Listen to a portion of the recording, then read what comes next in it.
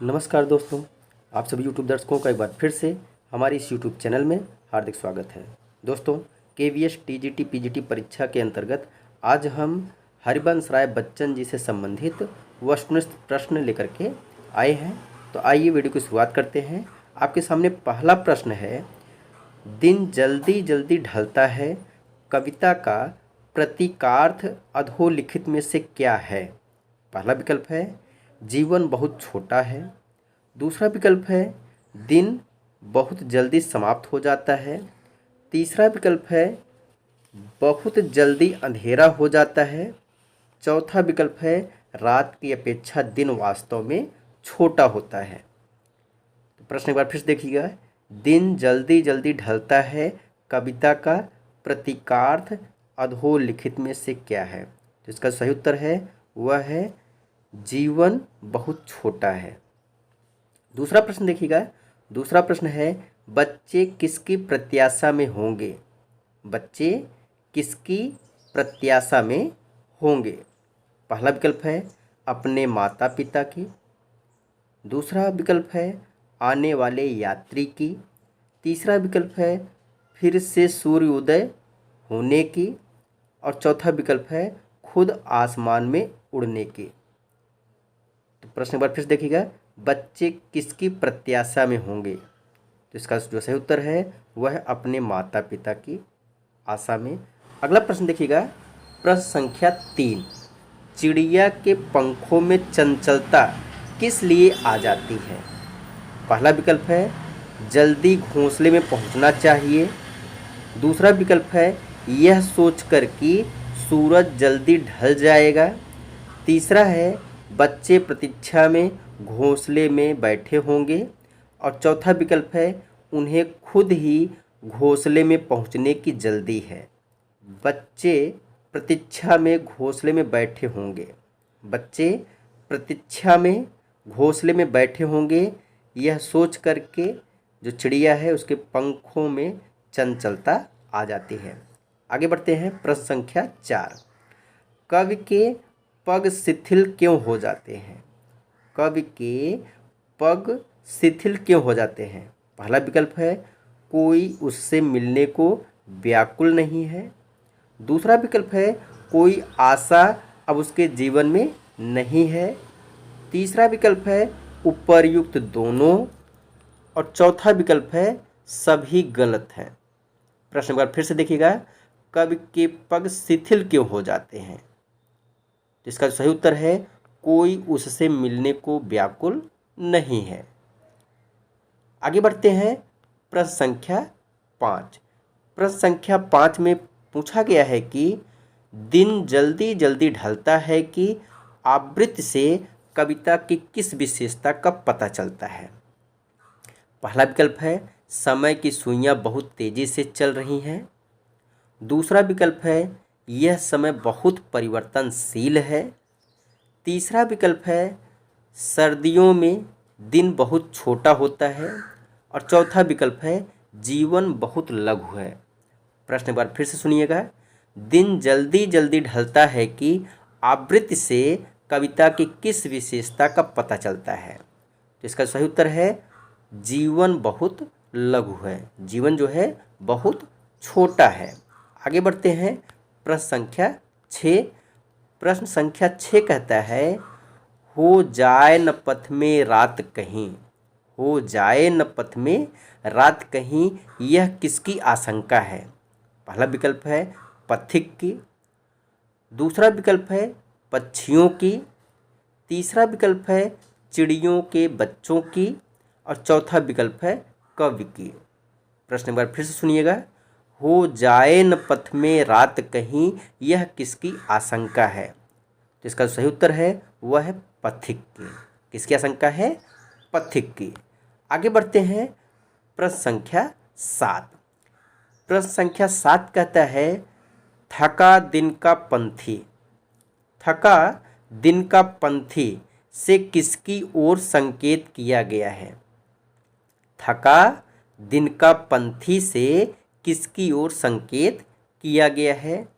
पहला विकल्प है केवल दिन में चलने वाले यात्री। केवल दिन में चलने वाले यात्री। दूसरा विकल्प है थके हुए यात्री। तीसरा विकल्प है थके हुए मनुष्य। और चौथा विकल्प है ऐसे सभी मनुष्य जिनके ऊपर अनेक दायित्वों का बोझ लदा हुआ है। प्रश्न एक बार फिर सुनिएगा। थका दिन का पंथी से किसकी ओर संकेत किया गया है? तो इसका सही उत्तर है वह है ऐसे सभी मनुष्य।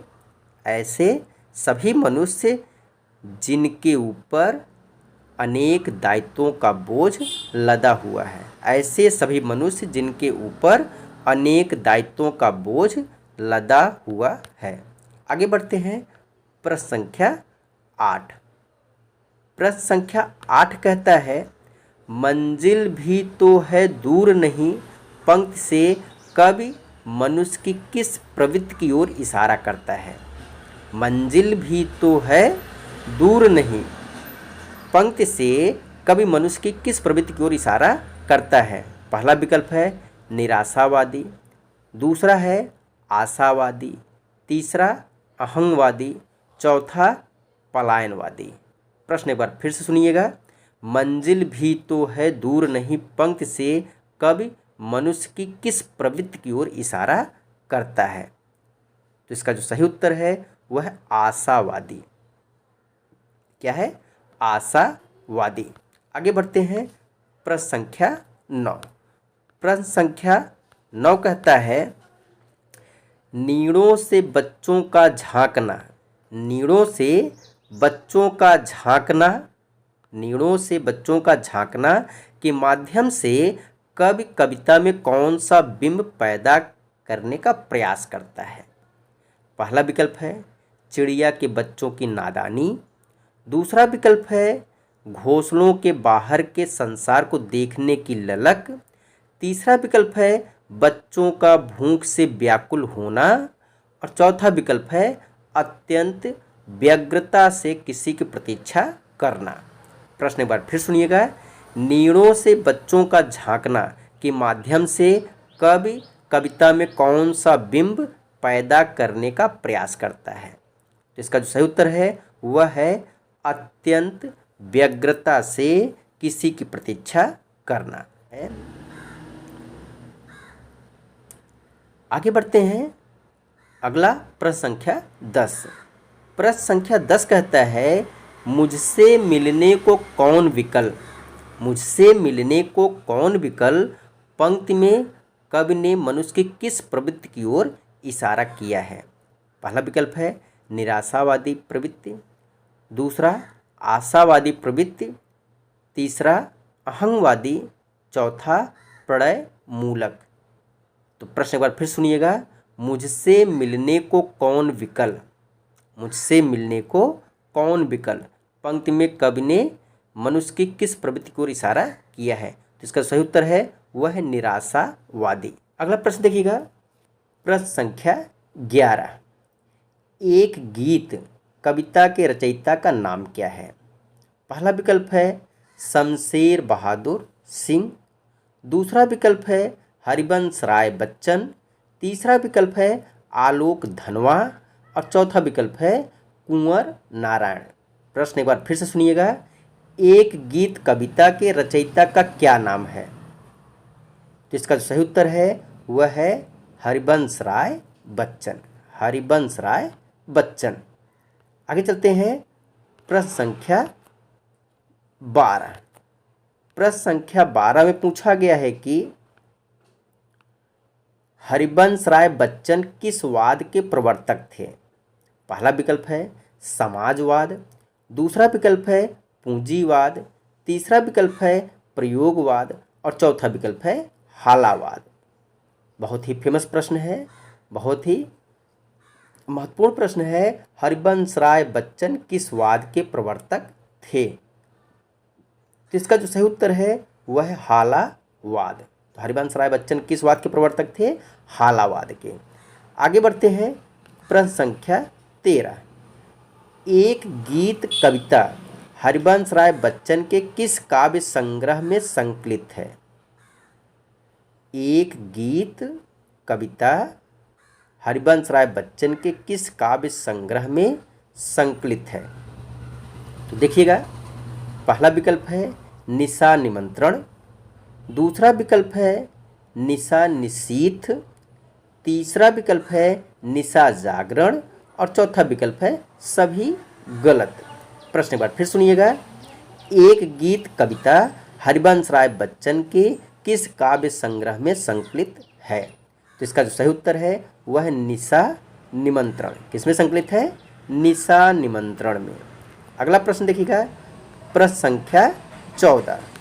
प्रश्न संख्या 14 कहता है, हो जाए न पथ में रात कहीं यह सोचकर जल्दी जल्दी कौन चलता है? हो जाए न पथ में रात कहीं यह सोचकर जल्दी जल्दी कौन चलता है? पहला विकल्प है पंथी, दूसरा विकल्प है कवि, तीसरा विकल्प है पंछी, चौथा विकल्प है सभी गलत। प्रश्न एक बार फिर सुनिएगा, हो जाए न पथ में रात कहीं यह सोचकर जल्दी जल्दी कौन चलता है? तो इसका जो सही उत्तर है वह है पंथी। कौन चलता है? पंथी चलता है। आगे बढ़ते हैं, प्रश्न संख्या 15। प्रश्न संख्या 15 कहता है, पथिक के लिए मंजिल दूर क्यों नहीं है? पथिक के लिए मंजिल दूर क्यों नहीं है? पहला विकल्प है इच्छा और उमंग के कारण, दूसरा विकल्प है रात होने के कारण, तीसरा विकल्प है थकने के कारण, चौथा विकल्प है परों में चंचलता होने के कारण। तो पथिक के लिए मंजिल दूर क्यों नहीं है? तो इसका सही उत्तर है वह है इच्छा और उमंग के कारण। तो पथिक के लिए मंजिल दूर क्यों नहीं है? उसकी इच्छा और उमंग के कारण। आगे बढ़ते हैं, प्रश्न संख्या 16। प्रश्न संख्या 16 में पूछा गया है कि पथिक क्या सोचकर शीघ्रता से अपने जीवन रूपी मार्ग पर बढ़ता है? पथिक क्या सोचकर शीघ्रता से अपने जीवन रूपी मार्ग पर बढ़ता है? पहला विकल्प है कहीं वह रास्ते में भटक न जाए, दूसरा विकल्प है कहीं रास्ते में रात न हो जाए, तीसरा विकल्प है उपर्युक्त दोनों और चौथा विकल्प है सभी गलत। प्रश्न एक बार फिर से सुनिएगा, पथिक क्या सोचकर शीघ्रता से अपने जीवन रूपी मार्ग पर बढ़ता है? तो इसका जो सही उत्तर है वह है उपर्युक्त दोनों। तो दोनों जो चीज़ें हैं वह सही है। आगे बढ़ते हैं, प्रश्न संख्या 17। प्रश्न संख्या 17 कहता है कि मुझसे मिलने को कौन विकल, मुझसे मिलने को कौन विकल, दिन जल्दी जल्दी ढलता है, गीत का यह प्रश्न कवि के उर में क्या भरता है? पहला विकल्प है चंचलता, दूसरा विकल्प है विह्वलता, तीसरा विकल्प है आक्रामकता और चौथा विकल्प है शत्रुता। मुझसे मिलने को कौन विकल, दिन जल्दी जल्दी ढलता है, गीत का यह प्रश्न कवि के उर में क्या भरता है? तो इसका जो सही उत्तर है वह है विह्वलता। क्या भरता है? विह्वलता। आगे बढ़ते हैं, प्रश्न संख्या 18। दिन जल्दी जल्दी ढलता है कविता में कवि हताश और दुखी क्यों है? पहला विकल्प है आर्थिक हानि के कारण, दूसरा विकल्प है अकेलेपन के कारण, तीसरा विकल्प है अपराध के कारण और चौथा विकल्प है इनमें से कोई नहीं। प्रश्न बार फिर से सुनिएगा, दिन जल्दी जल्दी ढलता है कविता में कवि हताश और दुखी क्यों है? तो इसका जो सही उत्तर है वह है अकेलेपन के कारण। किसके कारण? अकेलेपन के कारण। अगला प्रश्न देखिएगा, प्रश्न संख्या 19। प्रश्न संख्या 19 कहता है कि बच्चों की याद आते ही चिड़िया क्या करती है? बच्चों की याद आते ही चिड़िया क्या करती है? पहला विकल्प है रोती है, दूसरा विकल्प है सोती है, तीसरा विकल्प है तेजी से उड़ती है, चौथा विकल्प है इनमें से कोई नहीं। तो प्रश्न पुनः सुनिएगा, बच्चों की याद आते ही चिड़िया क्या कहती है, चिड़िया क्या करती है? तो इसका जो सही उत्तर है तेजी से उड़ती है। क्या करती है? तेजी से उड़ती है। आगे बढ़ते हैं, प्रश्न संख्या 20। प्रश्न संख्या 20 कहता है कि कवि से मिलने के लिए कोई व्याकुल नहीं है, इससे कवि पर क्या प्रभाव पड़ता है? पहला विकल्प, कवि यह सोचकर तीव्र गति से चलने लगता है। दूसरा विकल्प, कवि का मन घर पहुंचने के लिए आतुर हो जाता है। तीसरा विकल्प, यह सोचकर कवि के पैरों की गति शिथिल हो जाती है। और चौथा विकल्प, कवि यह सोचकर आराम से चलने लगता है। तो प्रश्न पुनः सुनिएगा, कवि से मिलने के लिए कोई व्याकुल नहीं है, इससे कवि पर क्या प्रभाव पड़ता है? तो इसका सही उत्तर है यह सोचकर कवि के पैरों की गति शिथिल हो जाती है। तो इस प्रकार से हमने इस वीडियो में 20 प्रश्न सॉल्व किए हैं। तो आपको हमारा यह प्रयास कैसा लगा, कमेंट बॉक्स में कमेंट करके ज़रूर बताइएगा। अगर आपको यह प्रयास अच्छा लगा होगा तो हम इसके आगे भी ऐसे ही वीडियोज़ लेकर के आते रहेंगे। मिलेंगे फिर एक नए वीडियो में, तब तक के लिए आप सभी लोगों को बहुत बहुत